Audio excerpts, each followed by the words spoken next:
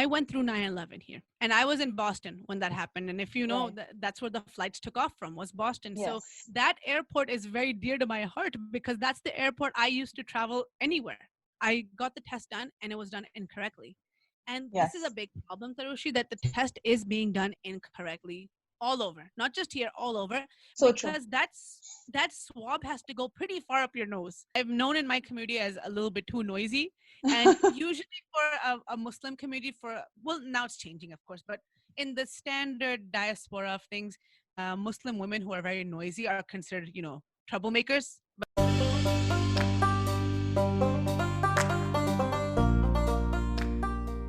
Namaste, everyone, and welcome back to my podcast, Stories You Should Know by Misty. The voice you just heard was of Farheen Raza Abbas, an American Muslim, mother of 3, and a COVID survivor. In this 2-part podcast, I talked to Farheen about her upbringing in the United States of America, the idea behind her podcast, Musings of a Modern Muslim, and her fight with COVID 19. This podcast was recorded on a Zoom call, so the audio quality might differ from the previous episodes. You can also watch this podcast on my YouTube channel. Just search for Tarushi Chaudhary and you will find it. This is episode 6, part 1. Welcome. Thank you so much for doing this. Thank you for having me. It's wonderful to talk to someone from the other side of the world. We have to see what time is it, what time zones we are doing this. It's very Yeah, interesting. this is a good time. It's actually about afternoon right now, so it's perfect. I mean, the kids are home, but iPads. Thank you, Steve Jobs, for inventing something that can keep the kids so busy and so True. quiet for so long. And you're a mother of 3. That's a Mother, handful. that's a handful. 3 boys, so I'm 3 outnumbered in boys. my house. I am every Sasuma's dream come true, and I really, I hate that. I hate it so much because I've always wanted girls.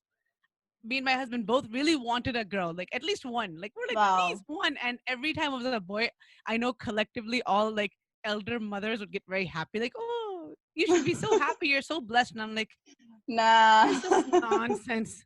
I want the girl. And my brother has 2 daughters, and I just look at them like, I'm gonna steal one of your children one day. Just Do you exchange exchange? kids. Like, give me your girls, take my boys. I told him that. I was like, how about I exchange my 2-year-old for your 1-year-old? I'll take. Let's just switch. And he's like, "Pagal ho gayi kya?" And I was like, no.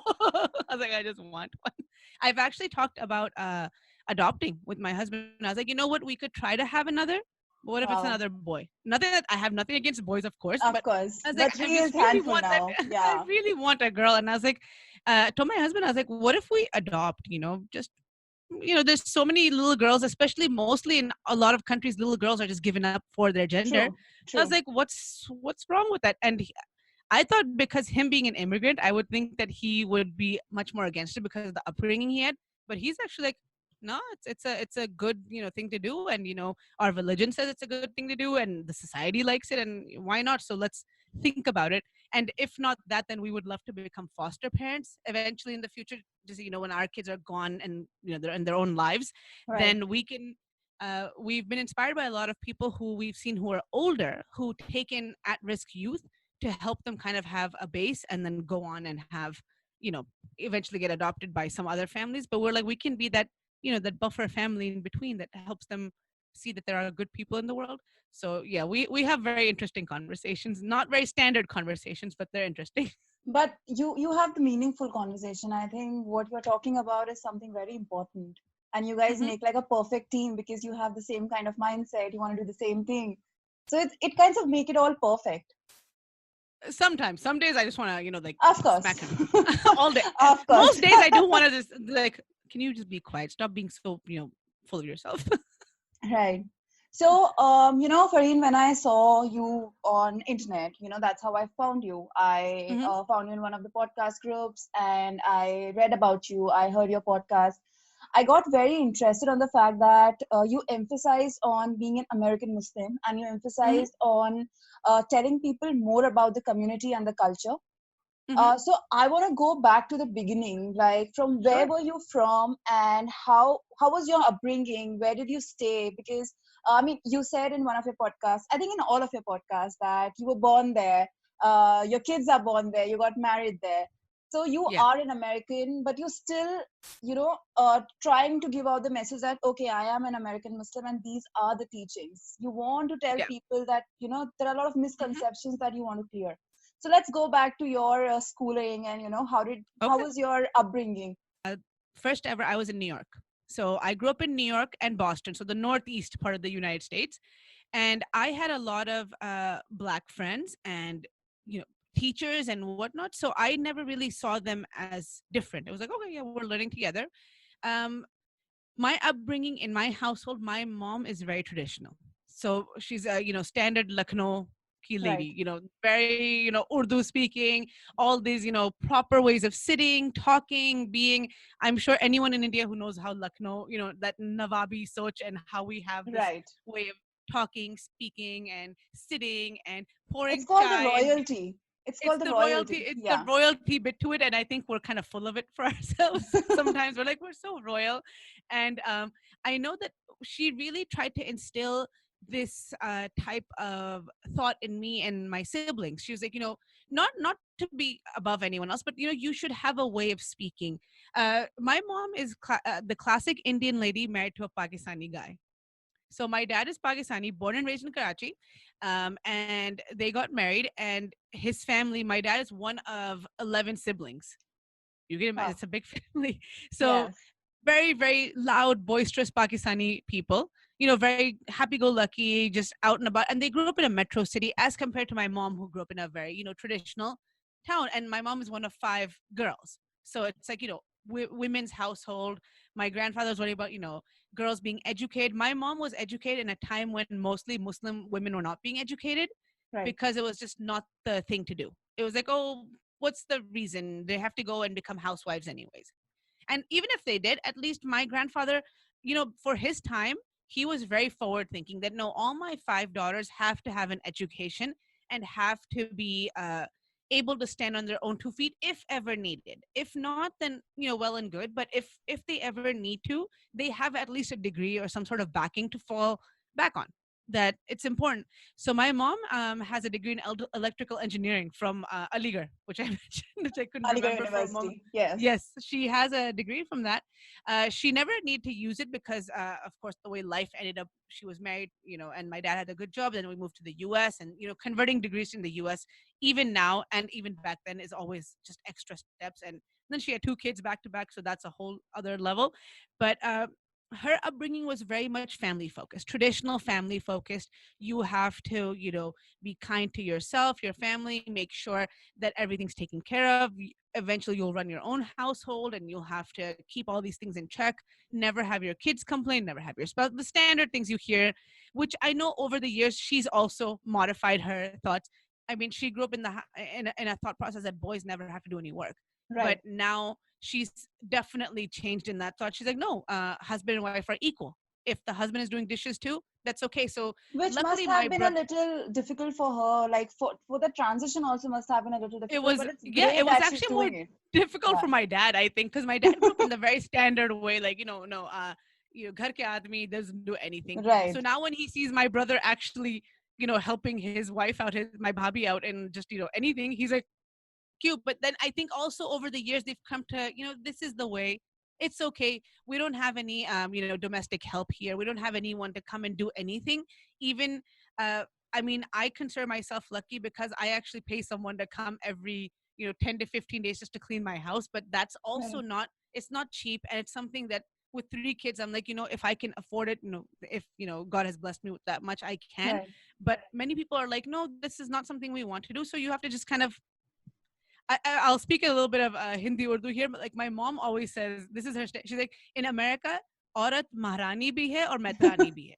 So if you're two in Wow. one, you're everything. So you're both. Right. You're the maharani of your house, but you're also the metrani. So you have to do everything under the sun. So now, in that upbringing, I did want to get an education, and I had actually opportunities along my life to get even a better education. But because the standard thought process was that women don't need that kind of education to do anything, you have to ghar ki banna hai aakhir mein. So they, even though my mom was educated herself, And I think also with the idea that in they're immigrants in this new country, everything was new to them. They had no idea. I mean, I think my mom said this is the first time moving to New York that she saw people of different colors. Even she never saw them. Like she saw a few There in was a India, big but not cultural difference and a big cultural cultural shock, to say. major shock overload for Right. both of them. So I think they went to hyper protection mode. And I'm the oldest of four. So you can imagine the oldest being a girl. And then it's like, okay, we have to make sure nothing wrong happens. So they were my mom was very strict in our upbringing. In hindsight, it was good. It really definitely helped me because there were moments in my life that I can recall that I really could have gone down the wrong path with the Right. wrong crowd, wrong path, wrong habits or anything. But because I was so scared of her that I was like, forget it, don't want to do it. And then our mom was very when we were growing up and we were like in our middle school years, middle age, like 14, 15, when you're really rebellious, she did say like, look, don't do anything. I'm gonna let you guys do things, but don't do anything that would make me you know जिसे कहते हैं ना कि शर्म ना जाए मुझे. Yeah, yeah, yeah. Anything that Make would me regret embarrass my me. upbringing, Yes, I think. she's Yeah, like, if yeah. anything, just don't do anything that would make me feel regretful or feel ashamed to be your Right, mother. And that, I think, instead of saying no, you can't do this, you can't do that, you can't do this, it was better to say that because then that was like a self check. So right. then even if we were at parties or events or something, it was like, no, if I do this, it's I going to think be bad. that's So let me that's just something similar with every mother. I think that's something that happens Mhm. with every household. I mean, every Yeah, mom fears the same thing for their kid. They want the yeah, same thing for the child. They have the same fears. They don't want them to do yeah, something wrong or something that harms them in future. So that's why exactly. that's how it happens. Yeah, and then after that, grew up. Mostly my life was, if you want to say, pretty uneventful because I was, growing up in a very, in a, two-parent family. That's the big problem now, and it has been many years, single parent home. So I be blessed with that, two-parent family. My dad was very loving, very, he's a big softie. He doesn't look like, if you see my dad's picture, everyone thinks he's the strict one, and everyone thinks my mom is the softie, and we're like, it's the complete opposite. My mom is the most toughest regimented army, general in the world. And then my dad is the biggest softie, like the biggest.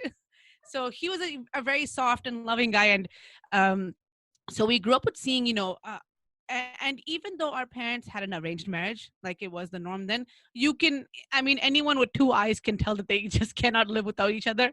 So we as kids make fun of them because, in our society, it's showing affection is not normal. Right. And even holding hands or hugging, I mean, kissing is beyond that, but like holding hands and hugging even is something that is not done. So whenever my parents have their anniversary, they like do these awkward hugs, and we're like, come on guys, you can do better. Now you can do it. Like, go for it. And they're like, be quiet. No. But you can tell that they have a very strong connection. And growing up in such a big family, because we had a lot of, like I said, my dad's one of 11, and a lot of them do live in New York and New Jersey. So we had a very big enclosed family structure in which, in all big events, weddings, Eids, graduations, whatever, we were all meeting the same people plus a few extra. So our upbringing is a little different than the standard American upbringing, where you don't have that much family around you. We had too much family.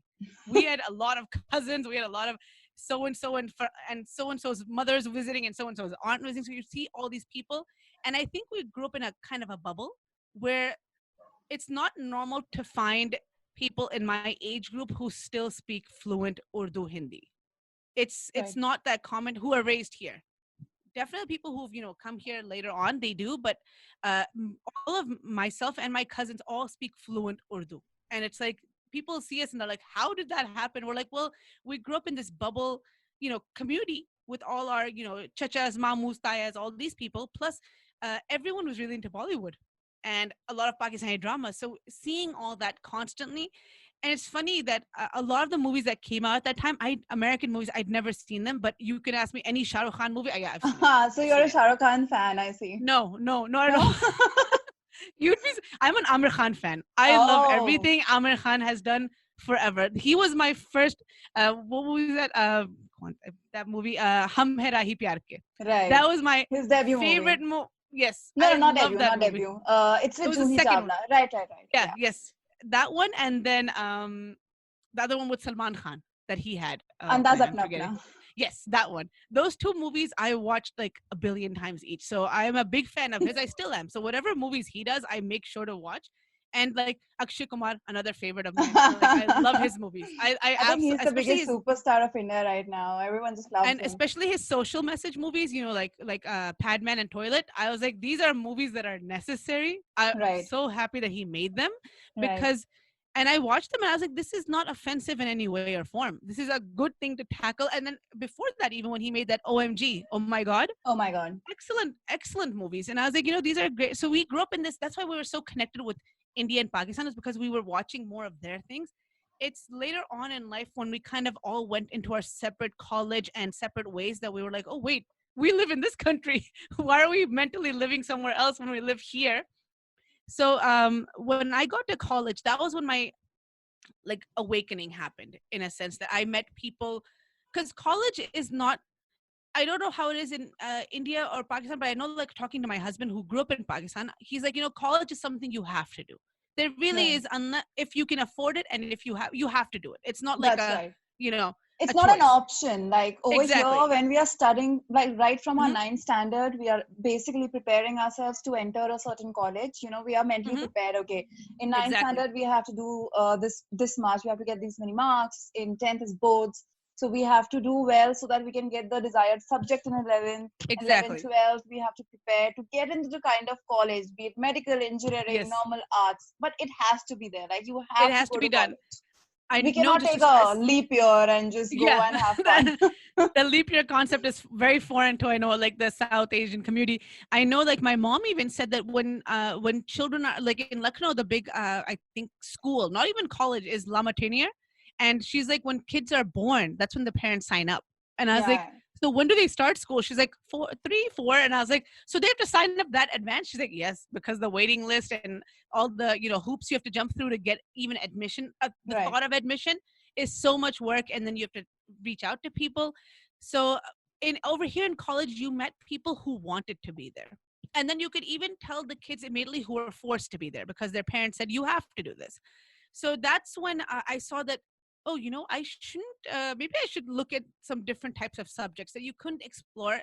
And I really had no idea what I wanted to do in life, honest to goodness, because of the upbringing I had. And again, I don't blame my mom. It was just what she was. Even though in her own household education was big, in my dad's household it was not such a big thing.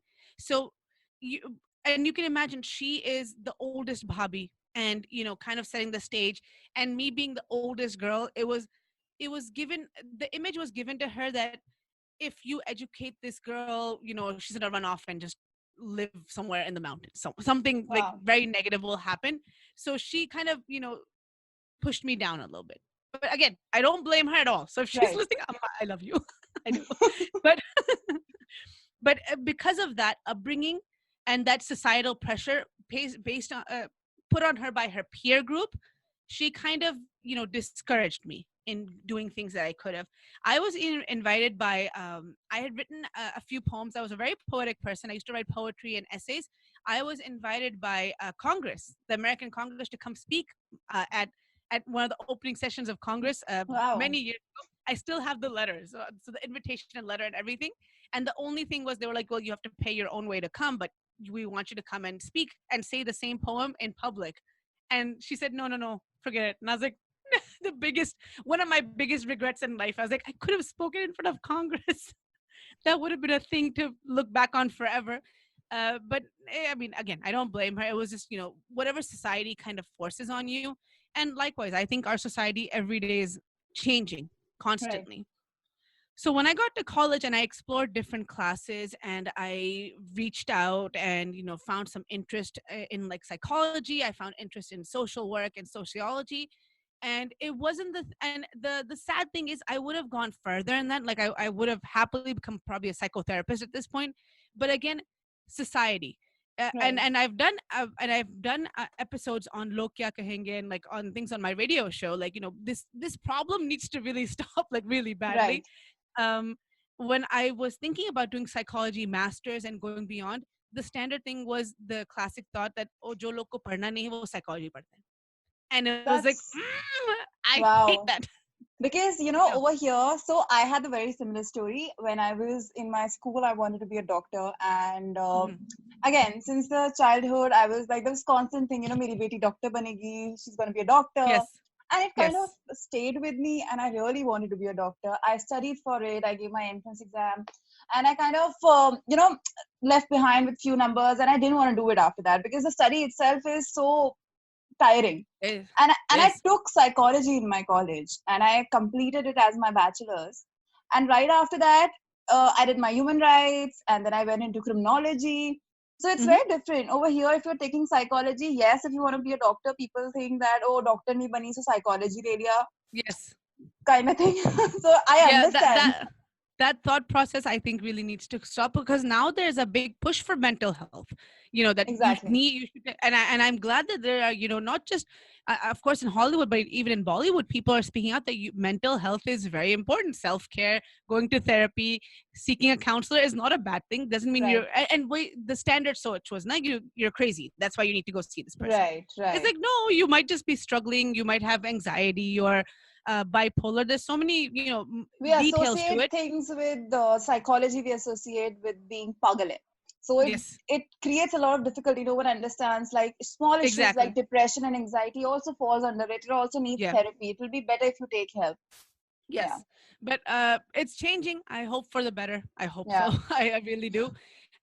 So after I got my bachelor's in psychology, and then after that, the thought, to go into master's, but then I was like, I don't know which direction I want to go. Do I want, because technically with a psychology bachelor's, you can go any direction.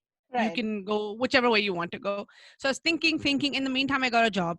So I was like, okay, I have a full-time job. I was working, and in that interim, my parents were like, well, Farheen, we have a nice guy for you. And I was like, oh, well, fun then. Great. Ding. Oh, okay, good. Let's okay, fine. And then they were like, well, you're 23, we have to start looking. Doesn't mean you have to get married right away, but start looking. It's a long process. ऐसा तो नहीं होता ना, just कोई आया and हो गई शादी. Right. So then my to be husband, my current husband, he drove 4.5 hours from Pennsylvania. He was doing his residency at that time. So he went to school in Pakistan, did his MBBS in Pakistan, and then got residency in the US. So then came here, and he drove 4.5 hours to my house and came to meet me. And immediately my first impression was, this person is boring as anything, such a dry personality. No. I said no. I was like, no. Like, he came, spent the whole day with us. He left, and my parents were like, beta, why you can't drive back? Why don't you, they got him a hotel room. They're like, you stay over there and then come back for breakfast, and then go off from there. Don't drive, They had late this night. whole plan. You don't know. They already Yeah. wanted him to stay. Basically. And of course my dad be like, doctor hai. Yes, Of well course. done deal. Of course. And then if you think about, he was thinking from the point of view, that you'll never really need to worry. It's a field that does continue, and is Yes. constantly needed. So he's like, I that's a father's goal, is to make sure that you don't ever have to worry, and I'm in peace that you don't, thank goodness, worry. But when I was like, but he's so dry. And he met me, my dad, my mom, my brother was there, my nanny was there, my sister wasn't there, she was at college then, and my younger brother was there. So a good full family, and just him. And Right. I was like, this person is dry. I cannot see myself in the rest of my life with this thing. No, thank you. And then my dad was like, he's such a nice guy, such a good cultured boy. And my mom was like, what a sweet, yeah, he was They nice. He bought a already cake. they already made him the Oh yeah, son-in-law in the mind, like in the yeah, back of the mind. They already yeah. pictured your My wedding. mom was, I think, planning our wedding at that point in Yeah, her yeah, of head. course. Yeah. And she was like, and they were like, okay, yeah, no, wait till tomorrow, talk to him again tomorrow, maybe, sometimes she's like, my mom was like, you were nervous, I'm sure he's nervous too, because this is a weird thing. I mean, it's not, I mean, now I see things have changed. People know each other, they get to, kind of hang out, and it's very different, which I think Right. is better. But then, I mean, this is almost 11 years ago, 12 years ago at this point. So Right. it's like, times have changed. So then he came back the next morning, and of course, we were both a little less nervous, and we talked more, one on one. Like my mom and dad made sure that we were in the dining room. They were all in the separate part of the house. I mean, they were there, but not really there. Of course, not Just there, like a there. Bollywood movie, Yeah. like they're Yeah, there, but yeah, not yeah. really there. Were you serving tea and biscuit also? I served tea 6 times to that Oh man. my god. Complete Bollywood movie. Done. I was like, this is so. And I told my dad, I was like, can I not serve tea? It looks so stupid. He's like, and then of course, Fareen beta, can you bring tea? And I'm like, oh, dad, why would The you do only that? thing left was like samosa khaiye. Biscuits Ah. khaiye. So then it was funny because then after he left, um, I thought the meeting didn't go well at all. I was like, this is not gonna happen. I told my parents, I was like, look, I mean, we spoke, we hung out a bit, we talked. Seems like a nice guy, but I don't think he really would want to say yes to me himself. And then we got the phone call. I think like 2 days later that his dad called my dad and said that can my son continue talking to your daughter a bit if you're okay with that. Because keeping in mind that again, a standard traditional household, we don't Right. really have a lot of these kind of meetings. And my dad was I think very forward thinking for the time. He's like, I don't mind if they even hang out. They can Right. hang out, maybe go out and go On a go to a date or movie. something. Yeah, Yeah. not saying the date word, the D Of word was a course. bad word to Yeah, yeah, say. yeah, yeah, yeah. Like they they can can they go. can It can be a they date can without the date being go. mentioned. Yeah. Yes, they can go out. So then I think his father-in-law was very happy my father-in-law was very happy to hear that, because even though my father-in-law was a very forward-thinking man. For someone who was born and raised in Pakistan and lived his whole life there, he was very forward-thinking in this regard. He's like, well, they have to spend the rest of their life together. I think all I the mean, guys, can all the men of your family was always very forward thinking, right? thank goodness, thank Yeah, thank goodness. goodness. Thank goodness for. I think life would have gone very differently if they weren't. And Absolutely. I mean, and again, the thought was, the unwritten rule was like, look, you know the rules, try not to break them, and Right. we're okay with a lot of things if you don't break them. Let me turn this light off. I don't know, this light in my computer keeps going there. It's like annoying me. It's like a bright light in my No face. worries. um so then my husband connected with me via Facebook, and that was like the thing. Facebook was like, Of oh, the best way to course. It connect. was the it Instagram was another. thing. Yeah, yeah, There was yeah. no Instagram then. So then he sent me a request on Facebook, and then we were chatting, and we even had some arguments over Facebook, like certain things that he wouldn't wanted, and I was like, sorry, can't deliver, not happening. Like he's from a very religious family, so he did prefer hijab, and I was like, Right. not happening, man, unless I want to, not happening. And he was like, oh, okay. And then but we kind of fear that we on the same on values we are pretty similar. So even if we have a little things here and there, but we're generally the same in basic values. And then about a month after talking and then meeting, I think one or two more times, his dad called and said that my son would like to marry your daughter, and can we get things going, and then he asked, he's like, is your family one of those people that needs to have a nikah done right away, or would you be okay with just our word is our honor type thing? And my dad was like, I don't believe in this idea of having a nikah and then sitting on it for years, because in Islam technically the nikah is it. I know culturally we made that nikah, then ruksati, then all these other events, but Islamically the nikah means you are husband and wife. Right. So my dad was always for the thought, he's like, why would you tell someone that you are married to this person now, you can do whatever you want, but no, now you can't for 1 year or 2 years and just wait. So he's like, it's a mixed message. So my dad was always from the thought that nikah, and then within like a month or so, or even the same day, just jao, apne ghar jao, go be in your family, in your house. Right. No reason to prolong this issue unless it's like people who are marrying someone internationally, and then that's just a waiting And during period. that time frame, you mentioned you got a job, and right after Mhm, that, you met your would-be husband, started talking to him and everything. So, mhm, did that point ever came up about the job? Did you guys had a discussion that mhm. you see in Indian households, whenever we talk about marriages over here, it's very specifically we have to mention, the girl would like to continue Yes, working after the marriage. It's not yes, an unsaid rule. You have to mention it if you want your girl to get married yeah, and go into a family. It's like kind of you have to tell them what you want or ask announce it. them. Yeah, Yes. no, it's, I think, pretty well now. Of course now things are drastically different, but even then you had to kind of let them know that you know they prefer working. Luckily my husband's mom, who was never able to get the education she wanted, like she has a bachelor's but she wanted to become a doctor and she never was able to. So because of her society, and again, you add 40 years more Right. background into that. And so my sister-in-law is actually, so my husband's sister is a professor. So she's a professor. My brother-in-law is a quality assistant for this, and then his wife. So my husband's Bobby is also a doctor. So this is a family that was very pro women working, and Right. they said, it's up to you. So my husband said to me, he's like, it's up to you. You want to work, you can. You don't Yeah. want to work, you don't have to. It's completely your decision, and no one can tell you otherwise. If anyone ever comes to you and says that, does your husband not let you work? No, he said go work. I just don't want to sometimes. Right. So it's completely my choice, which I found refreshing for coming from a Pakistani born and raised man in that time, and who'd only been in the US for at that point 2 years, 2 or 3 years because of residency and that.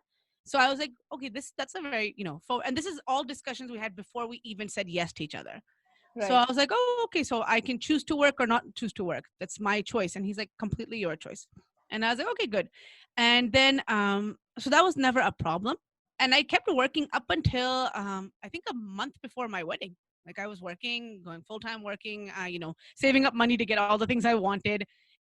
Went to India in that time to get, my shadi outfits and everything because Oh I didn't wow. want them from Pakistan. I want them from India because I personally believe India has better designs. Once we got married, and then I think, yeah, we got married in April, and the following April I had my first son. it was it was not a long wedding. The In honeymoon period hindsight, got over quite fast. nah, it was pretty fast. And in hindsight, now I tell everyone that no, please take that time. You do need it to grow as a couple. Living together, live the honeymoon, and then that engagement period is always very fun and pretty, and everything's magical and flowers and clouds and all that. But when living together, learning each other's habits, you do Right. need that time. I would say if there's no rush to have children, I would say take a good at least 2 years just to you know get to Yeah. know each other, travel together, live together, learn each other's habits. I don't, of course, I don't regret my children at all. But it's like, in hindsight, like, okay, Right. we could have, we were young, we could have taken some time off. Um, but I had my first son the day before our first anniversary. So I told my husband, I was Wow. like, look, I've given you the best wedding present forever, so you can never top it, ever. Like ever, you can try, you can give me everything, but I gave you your first child on the day before our first. Amazing. You will always have the upper hand I now. do. I use it every time. I use it every time. And now I have something new which I'll get to. I was like, you gave me COVID. Now thank you. So thank you for that too. Yes. We'll touch on that topic. Hmm. So once your son was born, I mean, so now we are talking about a very completely different household from the one that you were born in and your husband was Hmm. born in and brought up. And the cultures was there, the restrictions were there. Now you two people have come together and you're staying together. You have a kid now. So there must be a difference of upbringing, if I may say. The kind of Yes. teachings and what you tell about the world, what to do, what not to do. So how things Yeah. change on that perspective. Well, basically, because I had the insight of already being American. So I knew kind of what the world is here. My husband did not. So then he still there are many times where he says, I never knew this. And I was like, oh, you didn't? Like simple examples of he had no idea. I know, like in India and Pakistan, where the kids stay in the same class, but the teacher switches, right? Right. The teachers leave. In ours, the kids switch. So the teacher stays in the same class. Yes. It's opposite. Right. So Right. I remember when he learned that, he was like, what? Why? What? What? That makes no sense. And I was like, that's just always the way. So we could be a comedy show in our house of just like comparing, culture Things. differences. Right. Because like, you didn't know that? No. How did you not? And then he'll tell me things about, he'll talk to me sometimes as if I'm raised in Pakistan or India. And he's like, oh, kabhi nahi suna ye? I was like, no, I have no idea what you're talking about. And he tells me, he's like, you should call, people back home and ask them like, oh, kya kaam wale tang kar rahe hain ya nahi? And I was like, I don't care if kaam wale are tang karenge. I don't, what, what? Why would I even ask that? It doesn't make any difference because I don't have any kaam wale who are tanging me. So it's a very interesting conversation. But yeah, when we were raising our kid, it came to that point. We were like, okay, I think we agreed on most things. And of course it was, and he did, and I was worried that he wouldn't step up with helping with the baby, but he actually did. He was never the one to say, oh, I'm not changing the diaper, or I can't get milk or whatnot and everything. So he was very helpful in that. And then also he made sure to give time. Like, you know how in the beginning, the first 6 weeks, it's just very tough for women. And I had an emergency C-section, so it was not planned. I was very big on all natural birth and being the best, natural type person. But of course, sometimes there's Right. different plans happening. And when I was in labor for almost 16 hours and the baby's heart rate was dropping, my doctor came in and she said, "No, I think we have to operate immediately." And then it was like stat. It was like one of those TV shows, like, people walking in, wheeling. It was scary. My nanny and my mom were there, and they were just like, "Oh, the Freaking gauze out. and everything." Yeah, They were yeah. freaking out. And then so it wasn't a very standard way of having a baby. I mean, it's done every day, countless times, but in your own mindset, it wasn't standard. And it Right. was the first time in my immediate family, that anyone had a C-section. So So it it was was like, even a bigger deal. Yes. it was a bigger deal. And then all these care procedures after it, because with emergency C-section, a planned C-section is again planned, so you Right, can right. prepare for a lot of things. Emergency is like, okay, sorry, here you go, take this. And it's a very fast surgery because they have to, like, really, that's very critical. So after that, we were at my apartment. My mom and dad were coming and going. They lived an hour away, but they were coming and going daily. And then at one point, I think on like day 4 or 5 of my husband being at work, and then me not being able to get up fast enough to go take care of my son because it's the pain and everything. So I asked him, I was like, "Do you think it's okay if I can go home for until I feel better?" He never said no. He was like, "Yeah." He's like, "I think that's a good idea." He's like, "I'll come visit you on the weekends. I Right. think it's better if you stay with your parents, because your mom's there, your sister's there, they can help out. Your brother's there. There's more family, of course, around. My grandmother was there, so it was like, it helped out. And my parents set up like my brother's bedroom. They like kicked him out of it. They're like, "This is your sister's room now. This is the baby's room." And it was nice because early in the morning, when babies wake up like 4 or 5 a.m., my nanny would be up for morning prayers, and she's like, "Oh, give me the baby." And he's tiny, so she would happily sit with him for like 3 4 hours in the morning, Right. easily. And it was much needed to have that support, not just from my family, but from him and his family. They were like, "Oh no, good decision, go back to your parents' house, it's perfectly fine." I know it's not a very common thing, but it was like they were like very happy to, because usually you see the mom or the dad coming to your place, but they were like, "No, Right. look, you just stay there because you have everything there. That's your house still." So that really helped. And then we were making a trip, I believe when my son was 10 months old. We were making a trip to Pakistan, and the day of our flight, I was like, "You know what, I don't feel well." Took a pregnancy test and it was positive. And I was like, "Well, there we go." Oh, wow. And my doctor had told me specifically, she's like, "Try not to get pregnant because you've had an emergency C-section. Usually your body needs longer to heal." And I was like, "Well, then we've just kind of tossed a wrench." And my husband was like, "What?" I was like, "It's your fault." I said, "This is your fault, not me." So then on our trip, we told my mother-in-law. She was more freaked out. She's like, "Oh my goodness." And they were like, "Be careful with it." You know how sometimes water Yes. doesn't suit people and things. So they were being extra careful. They're like, "We don't want," and this is like very new pregnancy. And they're like, "We don't want anything to go wrong." And Yeah, it's like the and I first did get trimester sick. is anyways Yeah. very difficult. And I did get Yeah. sick. I think we had Chinese food or something. And I did get really I sick think the and good I part couldn't. was your husband was is a doctor, so I Yes. think a lot of things got taken care of in that way. He did, yeah. He was helpful, and he's like, just drink Sprite if you feel sick, or all the standard things. We had a good trip, and everything was fine. Came back, and then had my second son. So my kids are my older two are 15 months apart. So it's like having twins, but not Yeah, really. So it's harder. really. And then with those back-to-back pregnancies and kids, I was like, I don't think I can manage working anymore. It's too much work, and to balance this, just to balance the kids and the house, and not the house as in cooking, cleaning, just making sure there's food or there's something happening. My husband's like, "If you are worried about childcare, we can look into it." I was like, "Look, if we even got childcare, that'll be most of my salary, because Right. if you just look at the big picture, even if it's his salary or my salary, doesn't matter. It's like basically I'm working for free, so what's the point?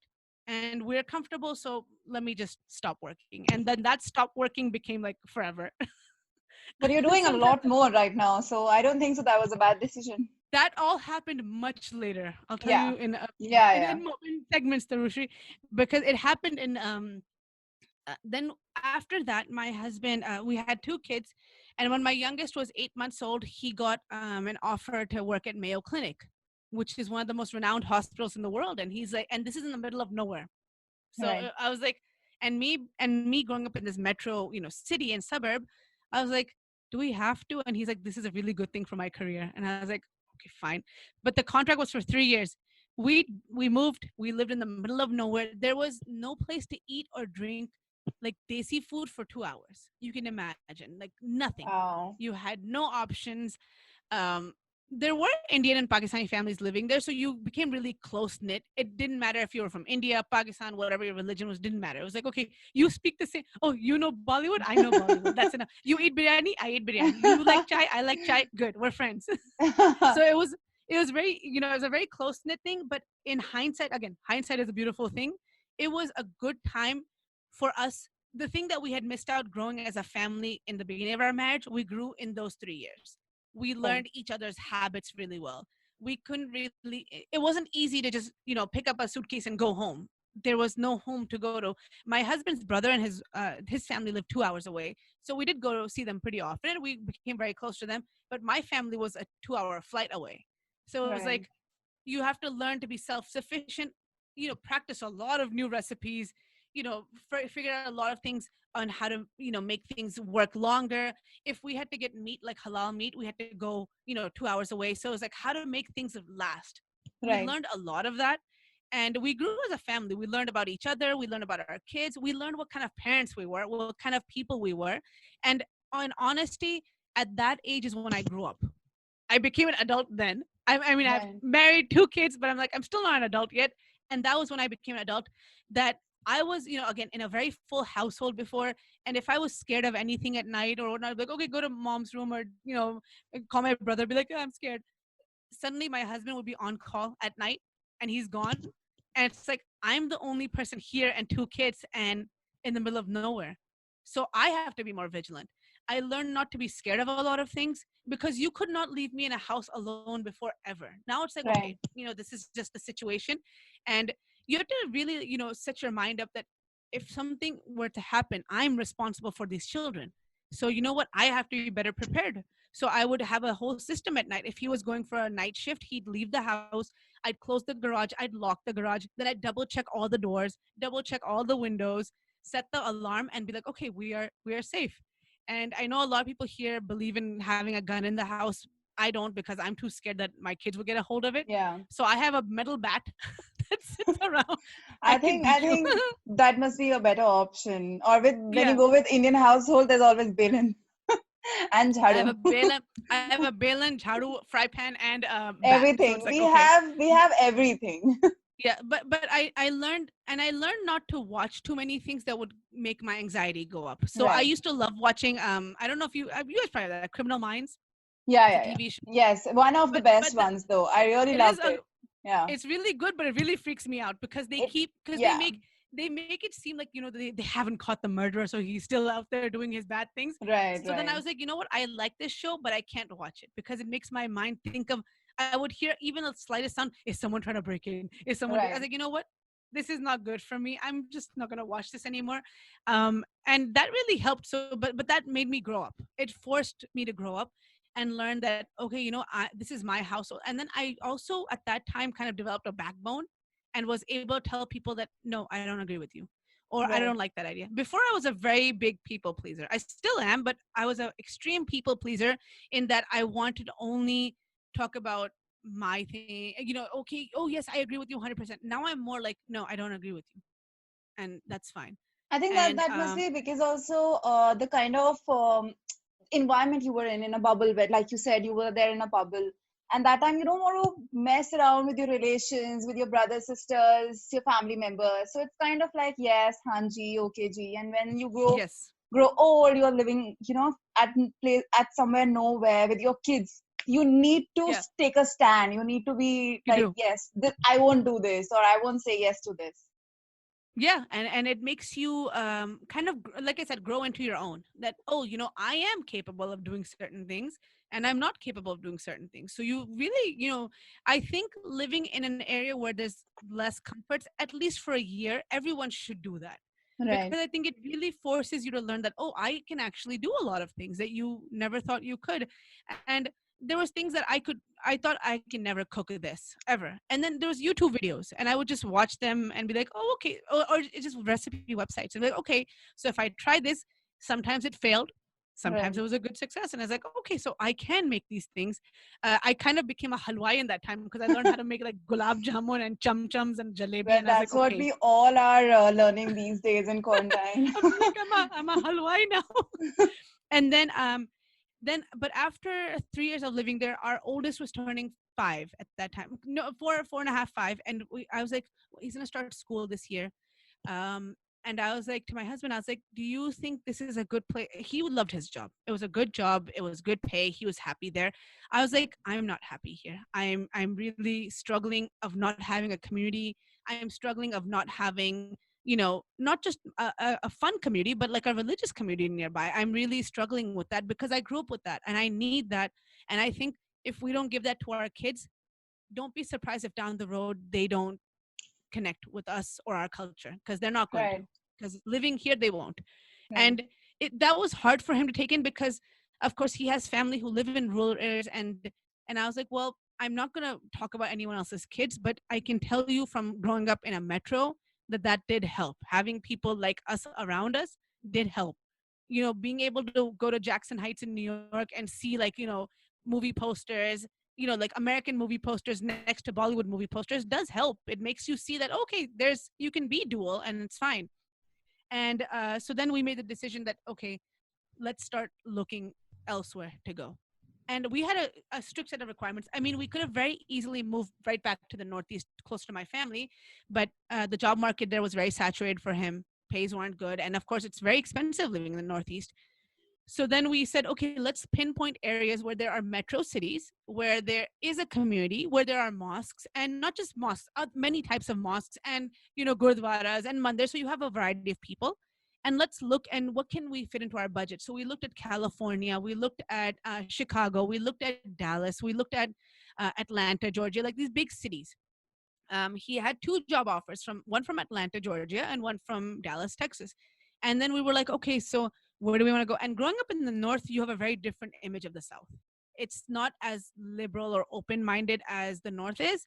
So I was very hesitant about going to Texas. And I was like, this is going to be different. Are you sure, Ibrahim? And he's like, the job is better. And I was like, okay. And we looked, we reached out to a few of, because most mosques have websites to, or every place has a website, and they're like, you can contact this person. So I did reach out to a few people and asked them like, how's the community? And luckily, one of our family friends from Boston had moved here to Texas. And then so I reached out to her. I was like, okay, this is the best person I can ask who's actually lived up north and here. And she was like, no, it's really lovely. I do miss the North, but it's nice. The weather is good. The houses are nicer. You more family values. And so we made the decision to completely, just, and we have no family here. People are like, oh, do you have family here? I was like, nope, no one. So My right family is now all in you're living in which part? Dallas. We're in Dallas, Dallas. Texas. And Yeah. you have been So there since how long now? it's going to be 6 years. 6 years. Yeah. Long time. So Yeah. yeah. So we have no family here. Well, at the time we have no family here. That's close family. Now, like my husband's second cousin has moved here, and my sister's actually moving here end of this year. So it's like, okay, family's slowly coming, but we were like, because of the 3 years of having no one around, we were like, we can do it. We can be self-sufficient. I know a lot of people, when they think about moving from anywhere, they get scared because it's like, well, family's here. Why Right. would I move? Like, I have a lot of family members, cousins in New York who can't leave New York because they're like, well, everyone's here. How can we move? And because we were forced to move, again, that force kind of forced us to move to a place where 3 years, no one. And then we were like, okay, we can do it. We can move anywhere and make friends. We know we're pretty nice. We'll Right. invite people over. We'll have events and we'll make friends. It's okay. And we'll build our own community. So when we moved here to Dallas, it was different. Definitely, it was hot. It was very hot. And I know in like India, Pakistan, you guys are used to, lizards and chipkalis and all these things. Over here, I was not. I like the fact that you said you people are used to it because You yes, guys are used to it. we You're are. used to it. Yeah, yeah, it's Like, kind of like a daily guest at our place. We're like, hey, yeah, yeah. hi. Yeah, And over here in the Northeast, it's the climate doesn't support their ecosystem, so they're not there. right. In the South, there is not just lizards, there's snakes. There's Oof. there's like lizards that are this long, like a foot long lizards from beginning to end. And snakes are very common here. Yeah, And some are poisonous. Most are not, but some are very poisonous. Like rattlesnakes are very normal here. It's like, okay, the deadliest snakes in the world all live in wow. Texas. Thank you. And when we moved here, I was very hesitant, scared. And you do hear up north that people here are more racially charged. People here are more unaccepting of different types of That's people. true. Yeah, So when we moved here, I was again very scared. I was like, Ibrahim, let's give ourselves like a year or two. Let's see if if. And he had a yeah, new 2-year contract. So he was like, okay, 2 years. If we absolutely do not like it here, we can move. And so we made the plan that okay, let's see. We moved here. We met wonderful people. So we of course we met both types. We met people who were of the inkling that you guys are outsiders and should leave. And then I did get told many times, oh, you speak really good English. And I was like, yeah, man, I grew up here. right. Every time they're like, oh, you speak wonderful English. And I was like, I grew up in New York I and think moved it here. it happens kind of with every person who has roots of anywhere besides America. Yes. They are like Yeah. very people of the American culture are very surprised by their command on language and how well you Yeah. speak English. Yeah, Yeah. Yeah. Even my husband, who definitely has more of an accent in English, he gets told all the time, he's like, oh, I'm so surprised, doctor. You speak really good English. He's like, yeah, because I live here. I have to. I have to speak a little bit of English. I I think should they because think that the adaptation rate is very slow for us, but which is not. I don't know. Yeah. I mean, my mom speaks great English because in her school in La Maternia in Aligarh, it was like English was, you had English medium. You had to learn it. Right, right. And the schools my husband went to as well, he's like, they were all English medium schools. So sure, Yeah, you might have like a little bit of the British touch and some words interchange right, here and there, but right. overall, you can communicate and understand Of course, the each other. basic language is the same. We Yes, also we learn the like we're same thing. talking right Right, now. I don't think I'm confused, and I don't think you're confused at how we're talking to each other. It's like right. we're talking right True. now. So it's just relative, but we did meet good community here. We made good friends. We found a good mosque that we are part of, and community members and people were very nice and welcoming. So we were like, after about a year and a half, we were like, should we just stay? And at that time, my husband has done a specialist. He's a kidney doctor, but he does not like the bureaucratic system that he was a part of, which is very different to here because I think because of his upbringing, he really was told that, look, you only have this talent because God gave you this talent. Right, And you need to serve, your family and yourself, but you should also remember that if Allah has given you this talent of giving shifa or health to other people, then you should also help people right, in not in the best way. Not the ones who have, can only come see you in clinic. right, So he was not happy when his boss, and he likes to actually he'll talk to patients, like he'll find their stories, he'll spend time with the patient asking them, like if a patient comes and says, I'm having this trouble and I'm on this depression medication.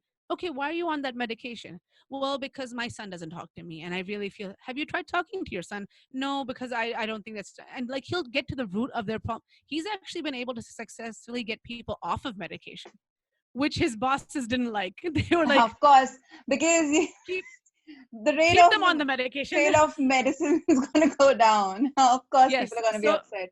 So they weren't happy and they were like, you're spending too much time with each patient, Dr. Abbas. We need you to be faster. And he's like, how long should I spend with the patient? He's like, 5 minutes or less. He's like, 5 minutes? No. And he was spending, I mean, like 30 minutes per patient or 40 minutes talking to them. So then he had to go through this decision where, I mean, he'd spent 2 years learning a craft specifically to get a job like that and had, worked at Mayo Clinic with that same, craft. And now he was at the point, he was like, should I just go become a general doctor and work for a hospital instead of a private clinic? And I said to him, I was like, look, this is your decision. I'm not going to say, I need you to work this because we need this kind of money or that. If Right. you're not happy going to work and you are the main breadwinner in the house, then what's the point? So I need you to do whatever you want. And I think that helped him because he's like, okay, the person in my immediate life, my wife is supportive. She doesn't care. He did have a little pushback from his mom because, of course, specialist is a different symbol Right. in India and Pakistan. Like, oh, my son or daughter is a specialist, Right. Right. versus general. So she was not too happy. She still tells him every time, like, go back, and he's like, no, I'm happy doing. So now he's a general practitioner, but he's happy. He's like, I'm much more happier. I work for a hospital system where they just have these systems, and he's like, they don't bother me if I spend time with patients. My nurses are happy. I'm happy. So what's the point of? And I was like, there is no point if you're happy and you feel like you're doing, and it gives him enough time. Tarushi, that he actually volunteers at a free clinic as well. So now everything is closed, of course, because of COVID, Yeah. but they're doing online medicine for that as well. Um, Basically, every month, maybe twice a month, he was volunteering at a free clinic that our mosque runs for 2 hours, and he's like, I can do that because I have the time. And you know what? I am earning my living by doing my paid job, but then I'm also giving back to my community and giving gaining some good points with the big guy upstairs by Right. giving back to the community in a free way that I can help out. So I was like, if things are going well, just leave it. Don't. If you're happy doing You know, this, I am never bothered by. when you guys were there, when he was working in the Mayo Clinic, and you guys were there in middle of nowhere, I'm Mm-hmm, very interested to know in that particular time frame. You know, your kids are growing up, mm-hmm, and that was a time when you were there, your kids were there, and they were learning things about you, mm-hmm. about the culture, about Yeah. the American culture, about Islam. They were learning quite a lot of things just being among you two, Mm-hmm. right? There was no one else to tell them, to teach Nope. them. And then was there any kind of let's say not I won't say pressure, but yes, a constant thing from the family side that, you know what, you guys are staying there, you need to teach them these things, you need to tell them these things, otherwise they will never learn. Like, the one of the reasons of you shifting from there to Texas was Mm-hmm. so that they can seek different cultures. But Yeah. right before that, there must have been like a base. You need to set it, you need to tell Mm-hmm. them that this is the kind of world that is out there. Was it difficult to Yeah. do it when you didn't have any family help over there? Yes and no. Again, it's that whole force structure. It was difficult because, of course, it would be easier to fall back and tell my son, like, oh, go to Nani and get stories from her. But Right. Nani's hours away, and Dadi's in a different part of the world. So then it was like, in Islam, there's a belief that the first school is your mother's arms. So that literally became me. Like, Right. okay, I am the first school. Okay, fine. And and if you look at historically, I mean, people try to, they say, oh, the father brings religion and whatnot into the household. If you look, it's all the mother. Whatever the mother I follows, the kids will absolutely mimic. agree with it. So Yes. if you're in your family, if there is every morning puja, your kids will do that puja. If the dad is not there, if no matter how much, and I've seen this many thousands of times, whatever the mother does is what the kids It's will kind of a follow. transference from the Yes. mother to the child. Yes. Yes. So then I was upon me. So then I would sit there with my son, and I have videos of it. I was like, okay, Allah, ek, how many of this, how many of that. So I bought videos. I found YouTube channels. Again, thank goodness that these things were available at that Right. time. YouTube had a lot of videos, and I was like, okay, let's put this. Here's, you can watch, your Sesame Street for a while, but let's just watch this 5-minute video here and there. And I don't believe in like shoving things down kids' throats, because then I really feel, and that's for everything, not just religion, anything. If you shove it too much, then kids will rebel, and they will talk back, Exactly. and they'll be like, I don't want this, I hate this, so I was very very coaxing, like, okay, how about you sit and watch this, how about you do this with me, how about we do this, okay, Amma's doing namaz, how about you sit next to me, don't even do anything, just sit there. So normalizing it. So when I had to accept that role, that's when it became easier. And then that's when I said we need to move, was when I was like, my role kind of ends here now. The kid has too many questions that I don't have Right. answers to, and I think he's going to need more of a school environment where they can talk about these things. I know there's a lot of Islamic schools here. I'm not a big proponent of Islamic schools or even private schools in general. I'm all for public education. So, because I grew up in public education, I was like, I didn't turn out a horrible person. I didn't run off and take drugs and Right. marry Absolutely. someone and have kids out of. I was like, I'm pretty okay, and my siblings, all my family members, even my husband's cousins who grew up in the US all went to public school. So we're like, Right. I don't see anything wrong with it.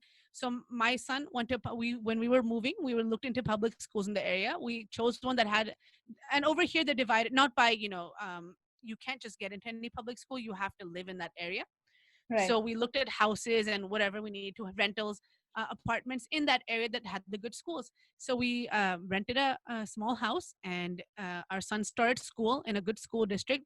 And then there are Sunday schools that are Islamic based, which are very short, they're like 2 or 3 hours long. So then we signed him up for that as well, level 1, and that was only 3 hours a week. And then he went to school 5 days a week. And we were like, that's enough. I'm not for, constantly morning, noon, and night Right. Islamic knowledge, because again, you're living in this country. Accept that you live here. Just accept the fact that Right. you do live here. Yes. So it's not wrong to learn about here.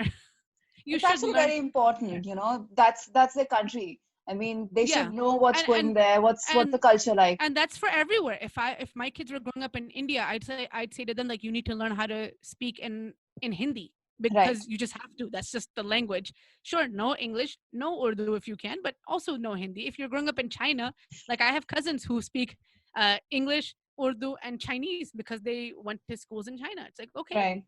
that's just, you have to do that. You have to learn. So and you need to know where you're living. You can't live in a bubble. it's True. it's it's a very common thing here for people to raise their kids in bubbles. And I pray that you see the light before it's too late, because there is a point every child goes through this. It might not happen in elementary school or middle school or high school. It could even happen in college, where they will kind of question Right. everything and anything you've taught them or want to teach them. They will question it, and then you'll have another problem on your hands. Absolutely. Okay, so my Yeah. kid is rebelling, and it's like, but I did everything I did. I made sure they were in this school, this environment, they wore this clothes. No, let Right. them flourish a little bit. You know how they say, patang mein dheel dena, like, let them have that. True. Pull it back if you Let need them to, but discover the world. yeah, you Right. have to. You really have to. So when we moved here, there's a lot of people in our community who are very, very pro Islam and Islamic knowledge only. I am friends with them. I don't agree with everything, but I don't make that a reason to be in arguments. I'm like, look, my belief, your belief. At the end of the day, we should be okay with each other.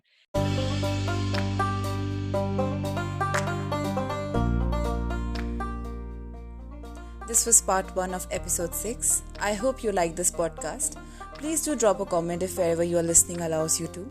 I will be back with part 2 on Thursday at 2 p.m. Till then, stay safe, stay in, help someone in need, and be kind. This is Misty signing off.